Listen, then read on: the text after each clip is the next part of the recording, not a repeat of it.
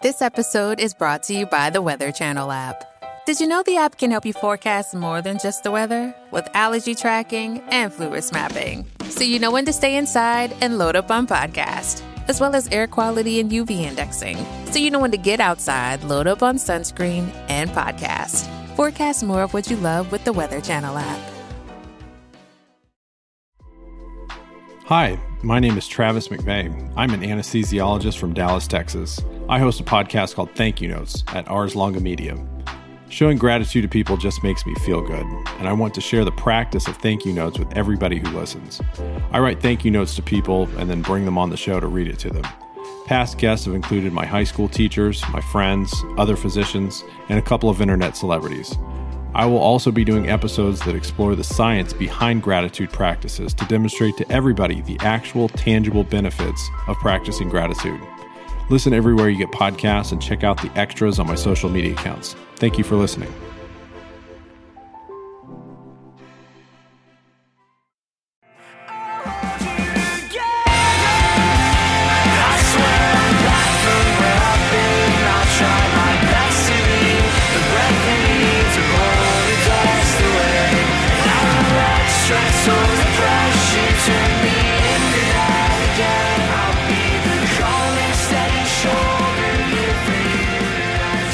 Welcome to the Inside the Boards podcast, the podcast dedicated to helping you learn to think like a question writer so you can study smarter, not harder, and succeed in medical school. And now here's your host, Patrick Beeman.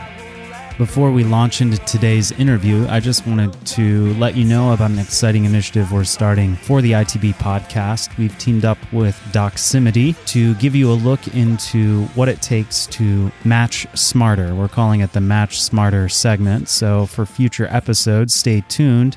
We're going to be bringing you interviews from top program directors, residents, and even a few current applicants to help you navigate the residency process for various specialties. So you should check out residency.doximity.com and their residency navigator tool. And if you haven't completed your Doximity profile, you should do that today. Doximity is the leading professional network for doctors and other healthcare professionals. And we're intending this Match Smarter segment for first and second years and third years who are kind of wondering what the whole residency application process entails, but also for you fourth years out there who are going on your interviews and doing your audition rotations now so that when it comes time to make your rank list, you are as informed as possible, and Doximity is well equipped to help you match smarter. Stay tuned to the end of the episode to find out how you can get a 30% discount on a premium subscription to Firecracker and how one of you can win 6 months of free premium access to Firecracker. Check out firecracker.me. Today we have Trevor Rosenlof from Firecracker. A lot of you are using Firecracker, and we're going to get into a little bit about how the platform works, how you should use it, who should use it, and how it can help you study for the boards and in med school. Trevor himself went to med school at Tulane. He is currently an ophthalmology resident at the University of Missouri at Columbia, and apparently has excellent taste in entertainment, as his favorite movies are Star Wars episodes 4 through 6, which makes him very much a friend of InsideTheBoards. He is currently the director of content for Firecracker. It's firecracker.me on the web, so head over there and check it out. Trevor, welcome. Thanks for taking the time to have a conversation with me. Yeah, thanks for having me. Yeah. So our question of the day is from your platform. I'll just go ahead and read the vignette. A 67-year-old man presents to his primary care physician complaining of weight loss.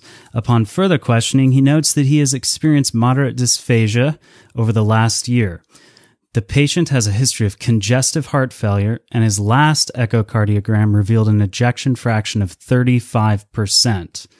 The physician suspects that the patient's weight loss may be a result of enlargement of the heart secondary to congestive heart failure. Which of the following changes is the most likely cause of this patient's dysphagia? A. Right atrial enlargement. B. Right ventricular enlargement. C, left atrial enlargement, D, left ventricular enlargement, or E, ascending aortic aneurysm? You might want to pause the podcast to think about that. And the answer is C, left atrial enlargement. All right, Trevor, you're in ophthalmology, but you are the one who sent me this question. So I'm thinking you think that this question covers some important topics that perhaps a first, second, third, fourth year med student might need to know for the boards. Is that true? Yeah, definitely. Especially this time of year. I assume that most, if not all, students are still doing anatomy. And I think the majority of medical schools have their first year students take the anatomy shelf. In anatomy, we spend a lot of time learning, this structure is here, this structure is here. But on shelf exams and board exams, it's presented in the context of a clinical vignette such as this. A patient has this disease or this symptom or this exam finding, and what's the anatomical basis for what the patient is experiencing. And so in this case, the patient's having dysphagia because of heart enlargement. And so you have to think back to anatomy and try to remember how the heart is related to the esophagus, and enlargement of which, ventricle or atrium might be causing that dysphagia, that compression on the esophagus. So how would you approach it if you were sitting down taking an anatomy exam or maybe step one? When I was first getting ready to take step one, I used, different question banks and whatnot. And, I put a lot of time and effort into it. And, I felt pretty good going into it. And so, before I took it, I did a couple of practice NBME exams. And I found that I got a number of questions wrong because I would overthink it, interestingly. And so I think there's a lot of value in just kind of going with your first instinct, with what you think is right, and not spending too much time on questions. Lots of times, question banks, commercial question banks, the questions can be pretty tricky, and that's good because it forces you to really think and make sure that you actually understand what's going on. But most of the time on board exams or shelf exams, the questions are more straightforward. Now, I don't know if a lot of people would agree with you on that, because I think often students feel that they're not straightforward, but part of the Inside the Boards platform, Firecracker, and I'm sure a lot of other companies out there trying to help students communicate the idea that no, these questions are actually straightforward. So that's something I think people should really pause and consider what you're about to say here. Yeah, absolutely. I remember when I took I don't remember a whole lot of specifics when I took step one, but everybody remembers, a handful of questions that they got wrong. And the ones that I remember, I overthought the question. In my mind, I thought, oh, this is the right answer. But then I doubted myself. I said, no, they're trying to trick me. And so I chose something else. And then afterwards, I realized, well, actually, I had been right initially. I should have gone with what I initially thought was the correct answer. Yeah. And so, in this case, now having said all that, there's no substitute. You have to actually know the material. In this case, you have to know the anatomy of the mediastinum of the heart, and it's taught differently at different schools, and you can remember it a number of different ways. One way to think of it is on a chest X-ray. When you're looking at the heart, what is it that you're seeing? Really, it's the right ventricle is the main thing that occupies kind of the anterior surface of the heart. And so, if you kind of in your mind just rotate the heart around, and what would be on the opposite of the right ventricle, it would be the left atrium. That would be what is up against the esophagus. And, a lot of anatomy textbooks do a good job of having clinical correlations with anatomy. For the purpose of preparing for, say, an anatomy shelf exam or the anatomy portion of a board exam, rather than trying to memorize all of these, factoids, I think there's a lot of value in going through and looking at the clinical correlates, because they're always going to ask questions in the context of something that's clinically relevant. So the take-home point, and I think this is applicable for students in anatomy as well as probably both step one and step two and certain shelf exams, is the left atrium is the most posterior chamber of the heart. Therefore, esophageal pathology may be a result of problems with the left atrium, specifically enlargement, as well as noting the fact that this is sort of, I would say, a classic board-style presentation of left atrial enlargement. Somebody whose main symptom is difficulty swallowing or dysphagia, if that is a prominent feature of a vignette, one needs to be thinking in their mind, okay, am I going to be dealing with some sort of left atrial enlargement here because of the presenting symptoms? So what about any high yield facts you can think of for the other answer choices? Classic presentations? The main thing, we kind of already discussed this, but knowing anatomy on radiographic findings, on x-rays, CTs, those kinds of things. So for example, when you're looking at a chest x-ray and you're looking at the outline of the heart, knowing what the different components are, for example, knowing where the aortic arch is on a chest x-ray, and this is more likely to show up on a shelf exam than maybe a step 1 or step 2 board exam. But sometimes they'll present a clinical scenario, and then they'll have some kind of radiographic image, and they'll just ask you, what is this structure? And so knowing where things are at on a typical X-ray or CT scan or MRI, just kind of keeping that straight in one's mind, knowing where the left ventricle is, that kind of thing. And I could think back to a bunch of practice questions and related material in studying for boards. There's always something about, somebody is going about their business, then all of a sudden suffers some stab wound to the chest. Right. And which of the following is the most likely structure affected? And depending on the locale of the entry wound, but I mean, if it's over where the surface anatomy of the heart is, the anterior-most chamber is going to be the right ventricle. So, and this is, I guess, analogous to a left atrial enlargement causing something as a consequence to something near it, namely the esophagus and dysphagia. So, all right, well, yep. I'm an OBGYN, so this material, I'm glad I don't have to study hardcore anymore. Yeah. I'm sure you don't have to approach this sort of thing too often in your capacity as an ophthalmology resident.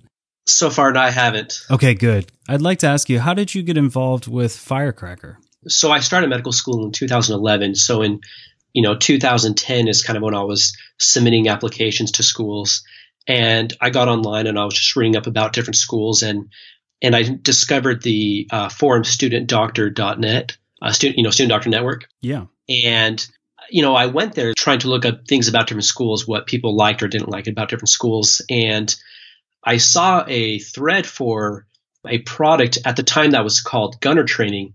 Now, I had never heard of the term gunner or anything like that, and so I was intrigued and I read on it, and that was kind of when I first heard about this new product. It had been around maybe not quite a year at that time, and I was instantly sold on the concept, namely that you interact with this online program and it presents to you questions, and based on how well you understand the material, you see certain facts or questions more or less frequently. That just made a lot of sense to me.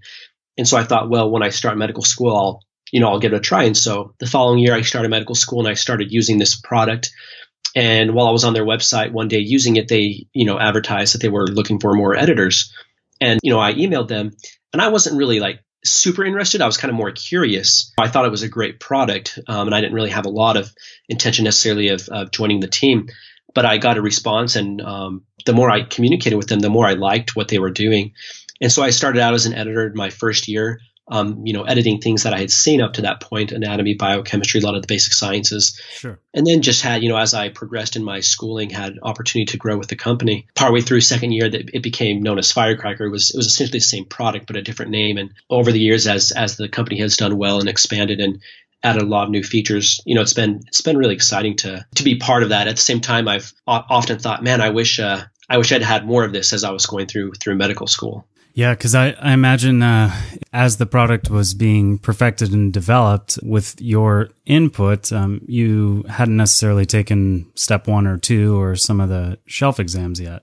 Yeah, and it was very valuable for me, in the sense that I felt like I had a major advantage going into those exams.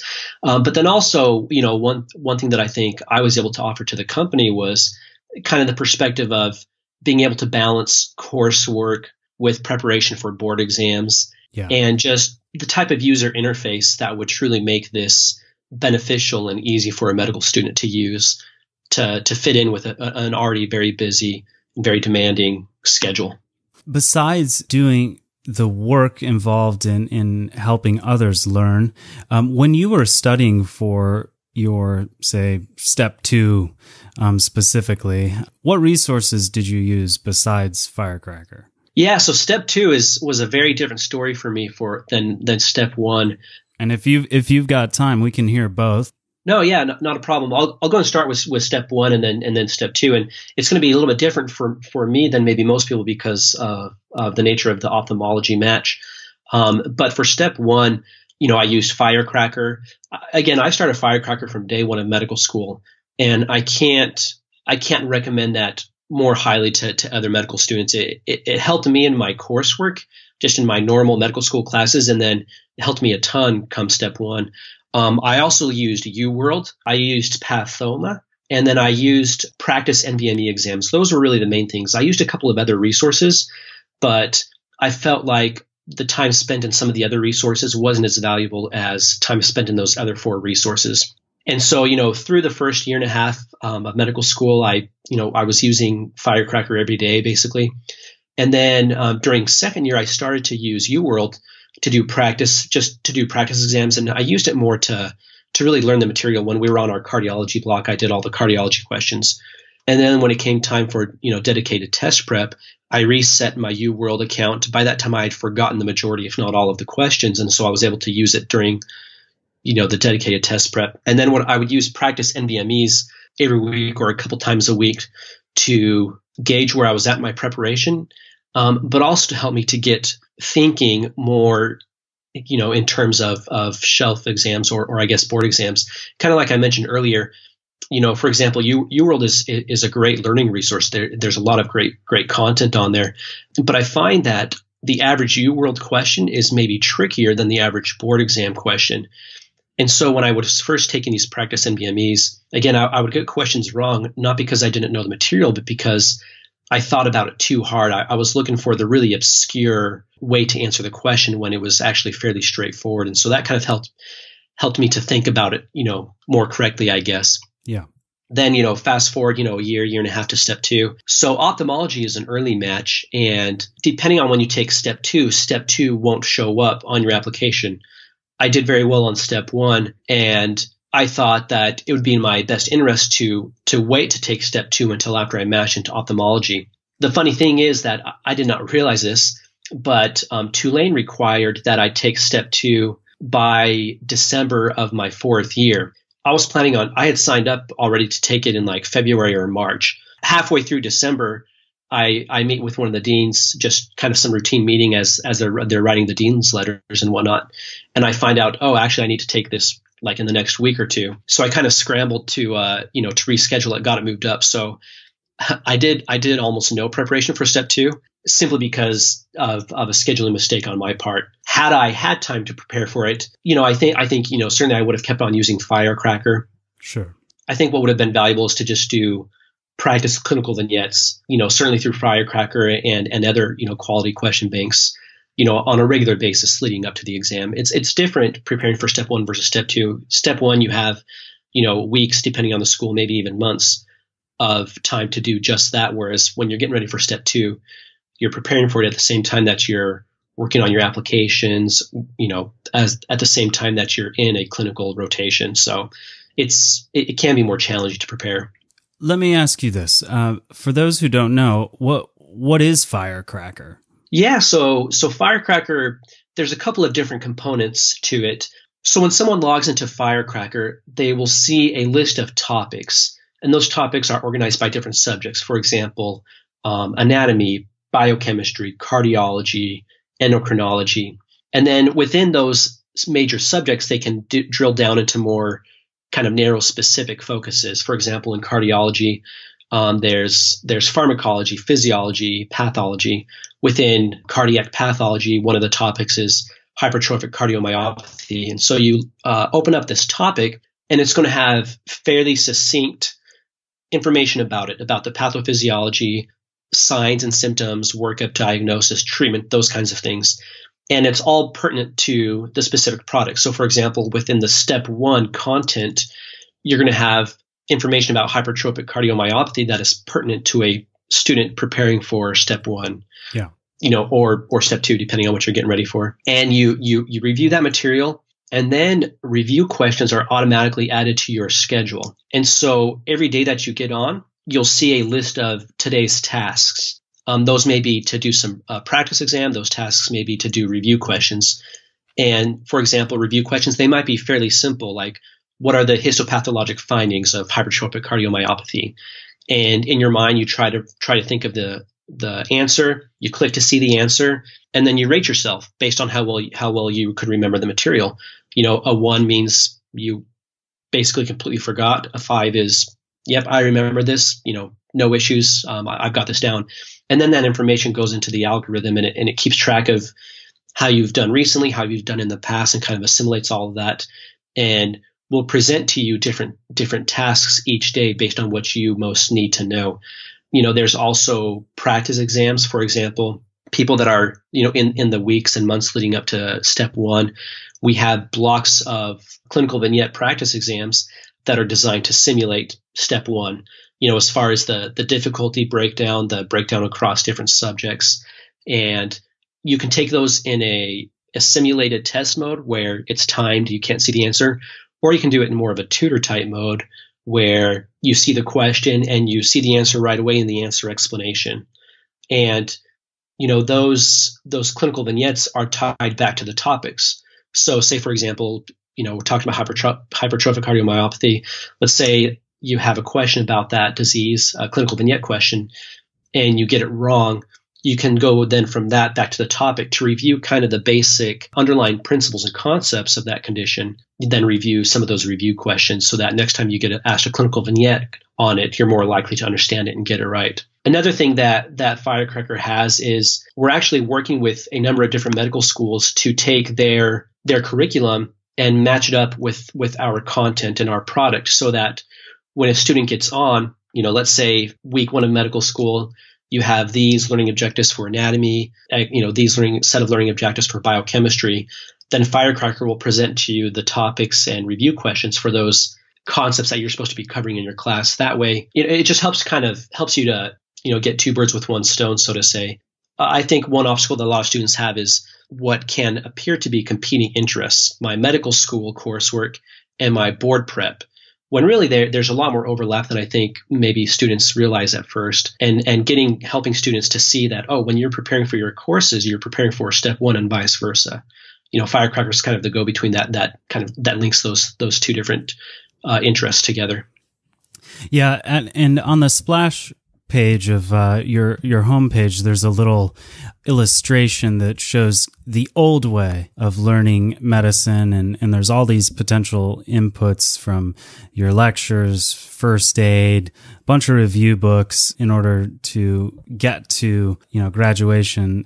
You guys juxtapose that with a simpler little graphic that shows the student and then your classroom work and Firecracker working together to produce an actual physician. Right. Without trying to describe this, it'd be better just to go to firecracker.me and see what I'm talking about. But I like the approach.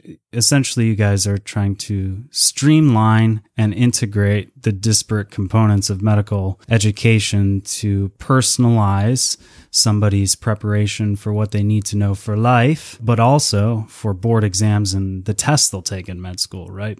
Yeah, absolutely. Yeah, I mean, there's so much to balance in medical school, and it can be very overwhelming. Not just the volume of information that you need to learn, but you have a lot of responsibility. In first and second year, there's a lot of different lectures you're required to go to, or different activities that you're required to participate in. You might get involved in research during clerkships. You have a lot of responsibility. And preparing for these exams can seem burdensome, but if there could be a way to do both at the same time, that would be a lifesaver for so many. And that's essentially what Firecracker is.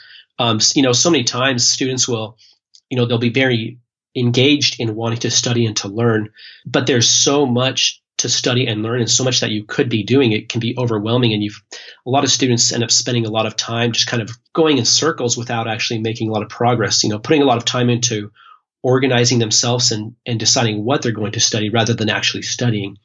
Whereas if you have something like Firecracker, you just log in, it knows your strengths, it knows your weaknesses, it knows what class you're in, it knows when you're taking step 1 or step 2, and based on all that information, presents to you the things that are most relevant to you and that you most need to see and study and practice. And what would you say differentiates Firecracker from other platforms, question banks, flashcard, review apps, etc.?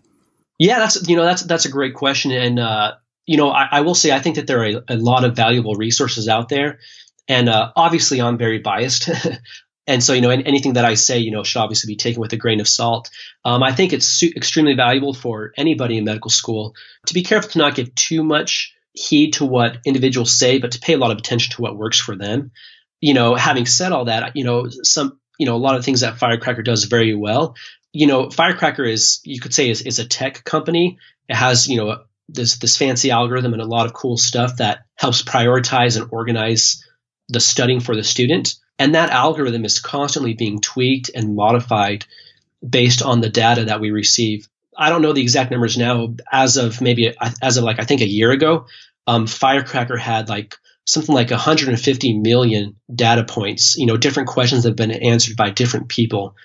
And based on all that, you can imagine just the statistical power and the different analyses that you can perform to figure out what works and what doesn't work based on the student, the school, the year in school, the class, the target, the goal score on a board or shelf exam, all those kinds of things.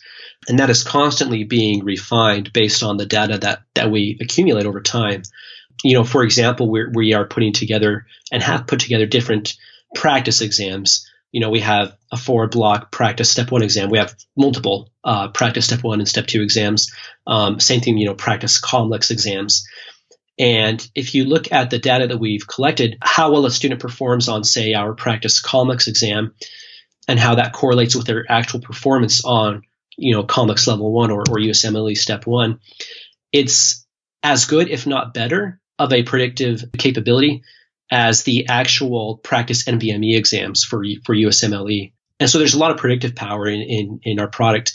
And another thing, having said all that, all the tech and data and that kind of thing, I think another extremely valuable strength or characteristic of the product is the actual content itself, the actual clinical vignettes. We have a very large content team, and we get quite a few applications for people who want to be editors. And anybody that's listening to this, if you're interested in working for Firecracker, send us a message. We'd love to talk about it. But our screening process is pretty robust. Such, we want to make sure that those who are producing content for Firecracker are really only going to be producing the very best for students. There's a lot of stuff out there, and students have a limited amount of time, and so we want to make sure that their time is well spent. And so the quality of content, any clinical vignette can be great for predicting your performance on a board exam. And just as valuable, if not more valuable, I think, is that these clinical vignettes that we have are extremely good learning opportunities. A student can get on and with just one clinical vignette could spend a lot of time getting a lot of quality learning. We have some pretty sophisticated methods for constructing clinical vignettes and editing them such that every answer choice, every distracting answer choice is very specifically chosen to target different weaknesses and strengths. Then the student goes through and, looks at that, does the question and reads through the answer explanation. Just that there's a lot of learning with any question, any clinical vignette. Knowing why the right answer is right is obviously quite valuable, but equally valuable is understanding and knowing why the wrong choice is wrong. Yeah. Because the wrong choice for one question could easily be the right choice for another question. And so we specifically, construct these questions to multitask, essentially, to fulfill a lot of learning needs for the student. I love it. I think it's awesome. What would you say is your single best strength as a platform? That is very tough. I would say it's a company that has a lot of investment in medical students, and it has medical students and residents and attendings, people in the field of medicine, intimately involved in every aspect of the company, such that what is produced is vetted by people in medicine and has the goals of those in medicine in mind, as well as an understanding of the constraints and difficulties faced by medical students, residents, and practicing physicians. Okay. Fair enough. There's so much I could ask you and go through. I've been just so impressed, social media wise, just looking through Twitter and on Reddit, and more and more people I see are posting things like, what are you using for step 1 or step 2 or whatever? And I see a lot of, I'm just sticking with Firecracker for now. And I think that's awesome. Obviously, the buzz that you're generating amongst users is going to be one of the most valuable things that convince people to use the platform. But overall, I think you've given some great reasons why people, if they haven't heard of it, should definitely check out firecracker.me. Or if they have heard of it, definitely go there and sign up, because you guys even offer a whole month of a free trial, correct? Yeah, absolutely. And you can get on and talk with our customer service people, and there's always different promotions, or if you have any questions or concerns, they'll work with you to try to get the student what they need to succeed. Whether it's different trials and whatnot. So there's lots of stuff going on. If you look on Facebook, for example, the Firecracker.me page on Facebook, you can see just scrolling down through the feed a lot of clinical vignettes that we've posted, so you can kind of get a taste of what we have to offer there. Thanks for your time. I really appreciate it. Yeah, no problem. And for this episode's contest, you can get 6 months of access to Firecracker. So for one listener who leaves a review of the podcast and sends us a screenshot to info@InsideTheBoards.com, you will be entered to win this episode's contest. And for this episode, we're going to allow you to share the Inside the Boards podcast on social media, especially Twitter, Facebook, and Instagram. Just take the link InsideTheBoards.com/episode010 and tag @BoardsInsider on Twitter or Inside the Boards on Facebook or Instagram, and you'll be entered to win 6 months of access to Firecracker. So thanks to the team at Firecracker for this generous offer. And in addition, you can get a roughly 30% discount on a premium subscription to Firecracker by going to InsideTheBoards.com/episode010 and clicking the link to sign up for Firecracker. I'd like to thank the folks from Everyone Leaves who provided the music for this podcast. The song is Seasonal Effective. You can check them out at everyoneleavesband.bandcamp.com or facebook.com/everyoneleavesband. Inside the Boards is in no way affiliated with the United States Medical Licensing Examination, Comprehensive Osteopathic Medical License Examination, National Board of Medical Examiners, the National Council of State Boards of Nursing, National Board of Osteopathic Medical Examiners, or any other licensing or examination body. All exam names and other trademarks are the property of the respective trademark owners. Content discussed during the program is the property of Inside the Boards or the attributed trademark owner and may not be reproduced without permission from the appropriate entity. Inside the Boards fully adheres to the respective policies on irregular behavior outlined by the aforementioned credentialing bodies.